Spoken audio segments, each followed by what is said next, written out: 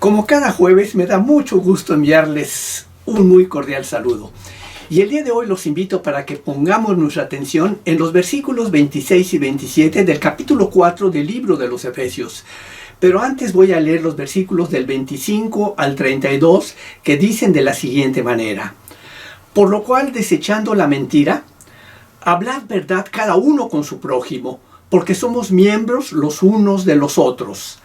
Airaos, pero no pequéis. No se ponga el sol sobre vuestro enojo, ni deis lugar al diablo. El que hurtaba no hurte más, sino trabaje haciendo con sus manos lo que es bueno, para que tenga que compartir con el que padece necesidad. Ninguna palabra corrompida salga de vuestra boca, sino la que sea buena para la necesaria edificación, a fin de dar gracia a los oyentes. Y no contristéis al Espíritu Santo de Dios, con el cual fuisteis sellados para el día de la redención. Quítense de vosotros toda amargura, enojo, ira, gritería y maledicencia y toda malicia. Antes, sed benignos los unos con los otros, misericordiosos, perdonándoos unos a otros, como Dios también os perdonó a vosotros en Cristo. El versículo 23 de este capítulo 4 de Efesios dice, y renovaos en el espíritu de vuestra mente. Y el versículo 24 dice, y vestíos del nuevo hombre, creado según Dios en la justicia y santidad de la verdad. Y la forma práctica en que debemos renovar nuestra mente y vestirnos del nuevo hombre es la forma de vida en la que vamos a poner nuestra atención en los próximos jueves, la cual tiene que ver con un cambio total y la transformación de los creyentes como obra del Espíritu Santo. Y lo que encontramos en lo que resta del libro de los Efesios son mandatos o recomendaciones específicas para terminar con el viejo hombre y adoptar el nuevo. Ahora bien, hace 8 días consideramos la primera de estas recomendaciones específicas, que consiste en dejar la mentira. Y hoy vamos a considerar los versículos 26 y 27, por lo que vayamos al versículo 26 que dice, airaos pero no pequéis, no se ponga el sol sobre vuestro enojo. Airaos pero no pequéis se parece a una expresión idiomática hebrea que permite y luego restringe el enojo en lugar de dar solamente una orden. Y aunque en este versículo se autoriza la ira, esta autorización va acompañada de 3 importantes negaciones. 1, no pequéis. 2, no se ponga el sol sobre vuestro enojo. 3, no deis lugar al diablo.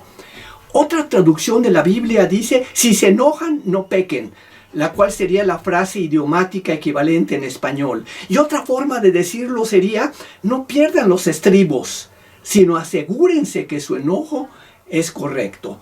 Y nos llama la atención que este versículo reconoce que hay algo así como un enojo cristiano que está en contra de la propagación del mal. Al respecto, Armitage Robinson dijo que las escrituras enseñan claramente que hay 2 clases de ira, una correcta y la otra incorrecta.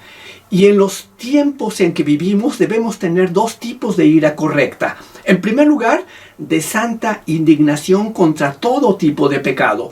Y en segundo lugar, cada creyente debe tener ira contra sus propios pecados. Un ejemplo de ira correcta es la ira de Dios que encontramos en Efesios 5:6 que dice, nadie os engañe con palabras vanas, porque por estas cosas viene la ira de Dios sobre los hijos de desobediencia. Y todos sabemos que la ira de Dios es justa. También lo fue la ira de Jesús. Y Armitage Robinson agrega que en el mundo contemporáneo hay una gran necesidad de la ira cristiana, ya que como seres humanos transigimos, es decir, consentimos el pecado de una manera como Dios nunca lo haría. Y al enfrentarnos con el mal y el pecado deberíamos indignarnos y no ser tolerantes, sino enojarnos y no mostrarnos apáticos. Ya que Dios odia el pecado, su pueblo también deberíamos odiarlo. Y si el mal provoca su ira, también debería provocar la nuestra. Tal como dice el Salmo 119, versículo 53. Horror se apoderó de mí a causa de los inicuos que dejan tu ley. Ahora, vayamos a la ira incorrecta. En cuanto a la ira incorrecta, Hendrickson dijo que las palabras airaos pero no pequéis están relacionadas con la ira incorrecta contra el prójimo, sobre todo cuando fácilmente genera odio y resentimiento y provoca un estado de ánimo airado, con un semblante huraño, con señal de odio y de actitud que no perdona. Respecto a la ira incorrecta, Efesios 4:31 dice: quítense de vosotros toda amargura, enojo, ira, gritería y maledicencia y toda malicia, por lo que la ira incorrecta contra el prójimo es una más de la lista de cosas desagradables que debemos quitar de nosotros. Debemos estar seguros de que nuestra ira no procede del orgullo herido, de rencor, malicia, de un espíritu con deseo de venganza. Ahora bien, la segunda negación que encontramos en el versículo 26 respecto a esta ira incorrecta dice: no se ponga el sol sobre vuestro enojo. Phillips, parafraseando este pasaje, dijo: nunca te acuestes enojado. Otro comentarista dijo que el día de tu ira sea el día de tu reconciliación. Y esto es para advertirnos que no debemos acariciar la ira, ya que es peligroso dejar que las brasas de la ira se mantengan encendidas durante la noche, por lo que debemos acabar con nuestro enojo y pedir disculpas o reconciliarnos con la persona afectada antes del anochecer. Un ejemplo práctico de esto lo tenemos en el matrimonio, en el cual los cónyuges nunca deben irse enojados a la cama, lo cual es una muy buena regla para el esposo y para la esposa.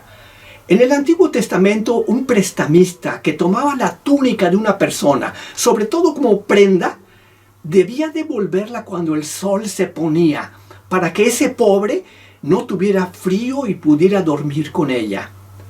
Y un patrón que tuviera sirvientes pobres y necesitados debía pagarles sus salarios diariamente antes de que el sol se pusiera. Miren, la enseñanza aquí es que no debemos permitir que el día termine con enojo y resentimiento. No debemos esperar hasta que amanezca el nuevo día, sino que antes de que el sol se ponga, otorgar un perdón genuino, no solo de palabras, sino de corazón, que se manifieste de tal forma que el prójimo haya sido beneficiado mediante el perdón. F.F. Bruce dijo que cuando una persona se enoja, es demasiado fácil dejar que la ira se exceda por falta de control y justa indignación, y puede degenerar en un resentimiento pecaminoso e incluso puede convertirse en el primer paso en el camino que conduce incluso al asesinato. Ahora bien, respecto al enojo y la ira, nuestro Señor y Salvador Jesucristo dijo en Mateo 5:22: pero yo os digo que cualquiera que se enoje contra su hermano será culpable de juicio. Cualquiera que diga necio a su hermano será culpable ante el concilio, y cualquiera que le diga fatuo quedará expuesto al infierno de fuego. Pero vayamos ahora al versículo 27 que dice: ni deis lugar al diablo. Y esta tercera advertencia es muy importante, porque el diablo rápidamente va a aprovechar la oportunidad para cambiar nuestra indignación, sea justa o injusta, en agravio o rencor, en una fuente de ira, en una fuente de resistencia al perdón. La instrucción que aquí tenemos es que desde el comienzo mismo el diablo debe ser resistido. Santiago 4:7 dice: someteos pues a Dios, resistid al diablo y huirá de vosotros. Armitage Robinson dijo que en cuanto a la ira mala, la frase dar lugar al diablo significa darle entrada, o lugar o campo para la acción, que interrumpe de inmediato la relación de amistad, la relación de comunión entre un miembro y otro miembro de la iglesia, que es el cuerpo de Cristo, y da lugar a una oportunidad inmediata para la entrada del espíritu maligno. No debe concederse lugar alguno, ninguna entrada, ningún punto de apoyo donde el diablo pueda colocar un pie. No se le debe dejar, no se le debe ceder en ningún punto ni transigir con él en aspecto alguno. No debe dejársele ninguna oportunidad para aprovechar nuestra ira y lograr sus siniestros propósitos. Concluyo con 3 recomendaciones. 1. Debemos ejercer un control firme sobre nuestra ira. 2. Debemos limitar la duración del enojo, cuando mucho hasta que termine el día. Es decir, al final del día debemos relajarnos y dejar ir la tensión. Y número 3, por otra parte, en muchas iglesias hay gente enojada y el diablo anda alrededor de la gente enojada, esperando poder explotar esta situación para su propio beneficio, provocando en ellos el odio o la violencia, abriendo una simple brecha o un gran abismo de separación en la unión y comunión de los hermanos. Por eso 1 de Pedro 5:8 nos advierte muy claramente y dice, hermanos, fíjense bien lo que dice, sed sobrios y velad, porque vuestro adversario el diablo, como león rugiente, anda alrededor, buscando a quien devorar. Amén.